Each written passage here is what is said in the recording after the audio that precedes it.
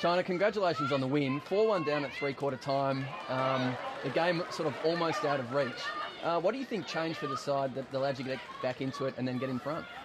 Well, that's the million-dollar question. I think at half-time we kind of realised that we were being reactive rather than proactive. We weren't really imposing our game. And in the first half was very much us turning the ball over and then really capitalising. I thought they've got some very slick players. It was probably everything we expected. I think in the pre-game I mentioned how clever we know their players were, and we kind of played into that a little bit with lots of turnovers, and it really suited their run and gun style of game. And as I said, from very clever players. I admired some of their guys, the way they handled the ball.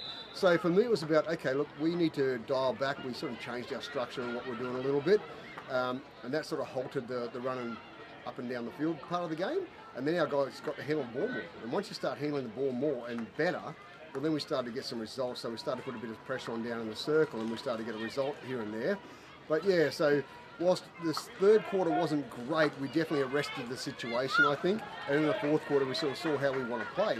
And that was lots of pressure, created opportunities, started to capitalise on those. So it was very pleasing. Only as far as we toughed it out, we ground out a win from a situation, as you rightly said, was probably not looking so great. To get the fact that we're in that position isn't ideal, and we will need to deal with that through the week before next week. But I'm very proud of the guys because there was just a lot of belief, and it was almost like a sliding doors moment where we were forced to make decisions. And I think that was the key. We were forced to make decisions and play the way we know we should be able to play without fear of what's happening behind us. Is that something you're looking to coach into the group, that freedom and the ability to sort of make your own decision and back yourself? 100%. We've talked about this for the past 3 months, and that's why it was a little disappointing in the first half, because I thought the guys were very reactive and they weren't sort of, as I said, decisive enough in their decision making, because we have talked about this the whole way of the leader.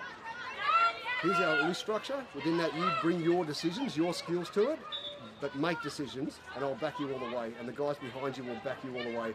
Now, I don't think we saw that till probably halfway through the third quarter, but we certainly saw it in the fourth quarter, and that's sort of who we are. So we have to get more consistent at bringing that starter games, and then to be able to carry it for long periods of time.